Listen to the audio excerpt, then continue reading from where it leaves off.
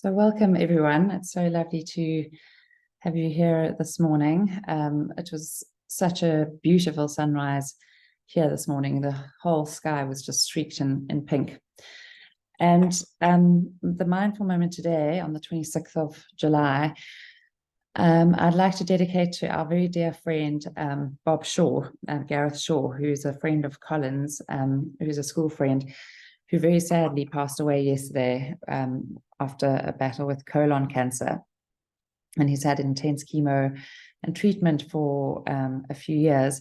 And we last saw him in April. He and his family came to join us for 5 days in St. Francis with some other school friends. And it was wonderful to have spent that time with them all. So I've had a candle lit for the last few days because I like to do that. And sitting here on my desk with me, I like to do that when it's so hard to find words and prayers and so for people. So if I know that someone's having a hard time, I'll light a candle for them. And then every time I see the candle, I offer up prayers of love and support for them. So I've got this candle here for Bob. And today is actually quite a significant day. In the 26th of July, in the Mayan calendar, which is based on the 13 moons and 28 days. So that's the original calendar. Welcome to those joining now. It's lovely to have you. The original calendar, Earth calendar, was 13 months, and that followed the 13 moon cycles of the year and the 28 days, which is so linked to our menstrual cycle is generally 28 days. Obviously, the moon cycle is 28 days. So it's far more connected to nature, and especially the feminine aspect of nature. The moon is a symbol of feminine energy. It's a receptive energy. It reflects the light of the sun. And now we're on the Gregorian calendar. So Pope Gregory the VIII, well, I think there were calendars in between, but this calendar shows that, well, our annual calendar is 365.2425 days long, which follows this Earth's revolution around the sun. So it's based on the solar rather than the lunar cycles. So it's a much more masculine energy calendar that we follow now. And the 26th of July is actually the start of the new year in the Mayan calendar. And the 25th of July is a day out of time because they land up having just an extra day. And so I'll just read it, a little thing that I was sent yesterday. The 13-month, 28-day calendar, first used by the Mayan timekeepers, revealing the synchronistic and cyclical nature of time, honoring the feminine aspect of nature and its creative process, the unfolding spiral of time. So the galactic new year is always the 26th of July when the Earth aligns with Sirius, our spiritual sun. Since 13 months and 28 days equal 364 days, then the 365th day, which falls on July 25th, is the extra day and is called the day out of time. And it's the transition day between the old and the new year. And so the Mayans believed it was a space between the worlds, a bridge that connects the past with the potential future of the present moment. So it's a very significant day. And so we remembering Bob. And then we also got a message this morning that our son Finn's teacher's baby came 2 weeks early and was born yesterday as well. So there's that cycle of death and rebirth. So especially with Bob's passing and his illness over the last few years, it's been so easy to slip into this fighting of it. It shouldn't be this way, and no parent should have to bury their child. He was too young. No one should grow up without a father, and all these levels of judgment that I find myself going into. And this is where my mindfulness teaching was so powerful and helpful for me, because in Buddhism, dukkha is suffering, and there's the four noble truths that are implicit to human nature. And there are levels of suffering. And the first is that there is suffering, that people are sick, there's death, there's loss of loved ones, there's unemployment or financial crisis, there are things that are hard in life, and sadness, and then the second level of suffering is our judgment. That's what I mentioned just now, that it shouldn't be this way. And we kind of, and the Buddhists call that the second arrow. So the first arrow is the pain and the sort of loss that we experience, and then the second level is our judgment that it shouldn't be this way. And the Buddhists say that the second arrow is actually the most painful one, because we're not accepting what is. The sadness is that Bob has been sick, and that he's died and he's passed, and there's a huge loss to grieve. But when we start to go into this judgment of it, we have the second arrow that thinks that it doesn't allow us to accept it and to move on, and that actually creates another more pain for us. So Richard Rohr, the Franciscan monk from the Center for Action and Contemplation, he actually talks about this in one of his contemplations. He says, Buddhist wisdom points to the reality that suffering is an enduring and continual part of being alive.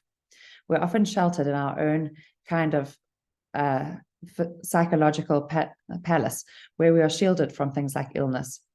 Yet this kind of suffering can ultimately not be avoided. We will all, every one of us, face old age, sickness, and death, a feeling that things should not be this way. In reality, though, things are and always have been this way. The suffering caused by illness and death is nothing new.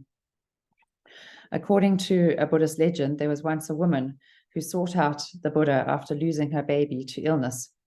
Crazy with grief, she asked him for medicine to bring her son back from the dead. He replied that he would give her this medicine if she brought him back a white mustard seed from the house of a family that had never experienced death. The woman went door to door, searching for a family untouched by the loss of a loved one. Of course, she could never find such a family. She realized that death touches everyone, and in realizing the universality of grief and death, her suffering lessened. So, yeah, the story shows us that the feeling of things should not be this way is an additional and unnecessary pain on top of our inevitable suffering. We can't avoid old age and sickness and death, but we can remove the unnecessary assumption that things should be otherwise. This is what Richard Rohr says, and the psychic pain this assumption causes. So I thought that this poem by Dana Folds is so relevant at a time like this. So I invite you just to close your eyes or soften your gaze and just allow these words to fall on your ears and on your body. There's no controlling life. Try corralling a lightning bolt containing a tornado. Dam a stream and it will create a new channel. Resist and the tide will sweep you off your feet. Allow and grace will carry you to high ground. The only safety lies in letting it all in, the wild and the weak, fear, fantasies, failures, and success. When loss rips off the doors of your heart, or sadness veils your vision with despair, practice becomes simply bearing the truth. In the choice to let go of your known way of being, the whole world is revealed to your new eyes. There is no controlling life. Try corralling a lightning bolt containing a tornado. Dam a stream and it will create a new channel. Resist and the tide will sweep you off your feet. Allow and grace will carry you to higher ground. The only safety lies in letting it all in, the wild and the weak, fear, fantasies, failures, and success. When loss rips off the doors of the heart, or sadness veils your vision with despair, practice becomes simply bearing the truth. In the choice to let go of your known way of being, the whole world is revealed to your new eyes. And so, in this moment, I invite you just to take a deep breath in. And as you breathe out, allowing your attention to settle into your body as a leaf would drift down and land on the surface of a pond. So allowing your attention to land into your body this morning.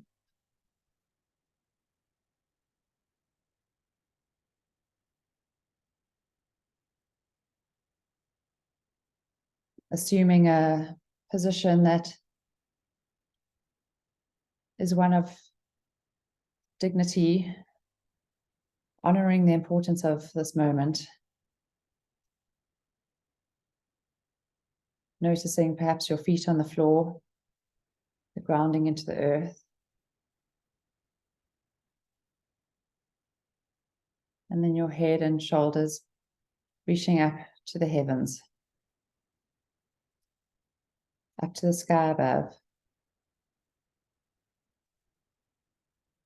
And notice how we are balanced between earth and sky.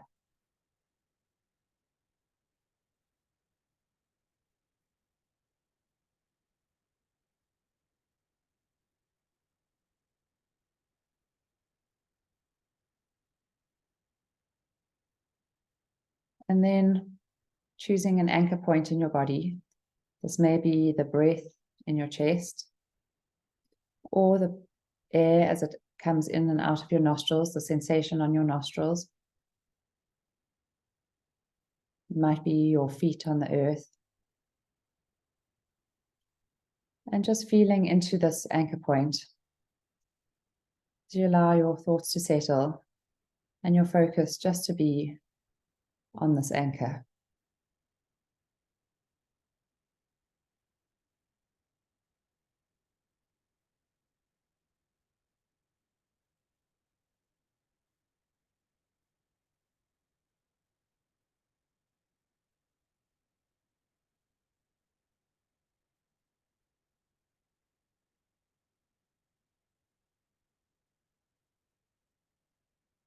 And if your thoughts start to wander, which they will, because that's what thoughts do, just noticing where they've gone and just gently guiding them back to that anchor point.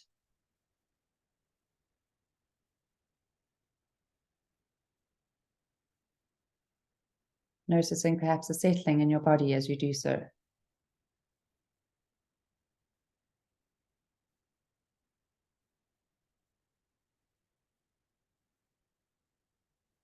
Inviting yourself to become fully present in this moment.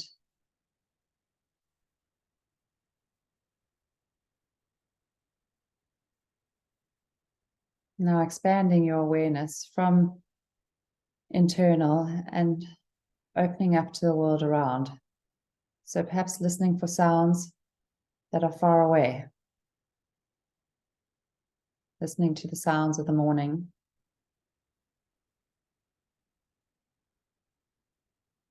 Not judging them and wanting them to be different, but just noticing, letting them land.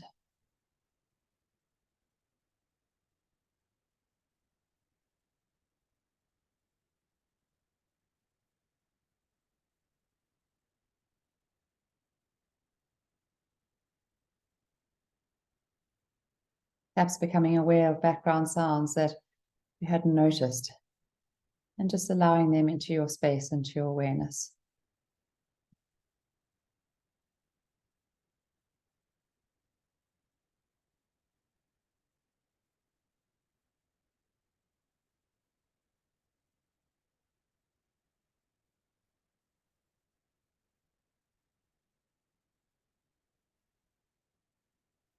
And then bring your attention a bit closer to the sounds closer around you.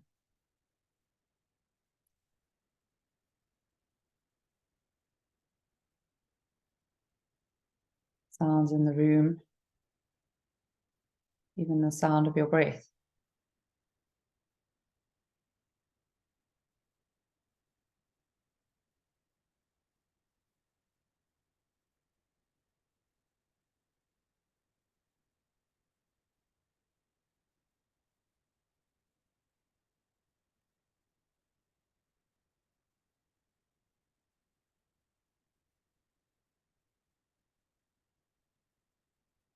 And then coming even closer in, sensing into our boundaries, how our skin meets the outside world. Sensing your breath in your chest.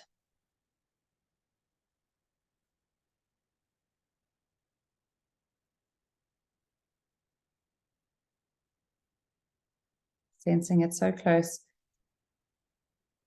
Even the sensation almost of having a baby resting on your chest, feeling the breath just resting in and on your chest.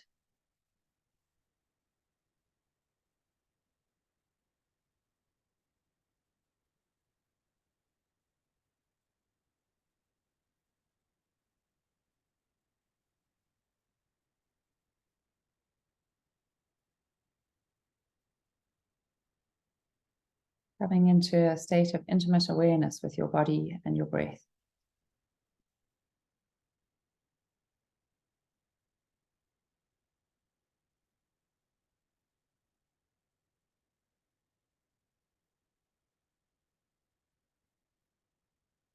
This breath that we so often take for granted until it's difficult, until it's gone. So following the path of the breath from the nostrils, where perhaps the cool air meets our nostrils, to the back of our throat,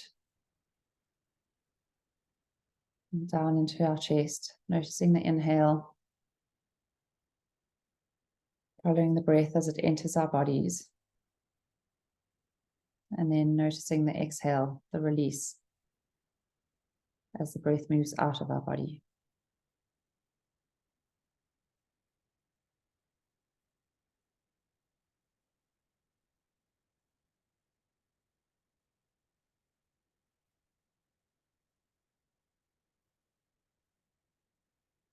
Noticing this continuous cycle of inhale and exhale,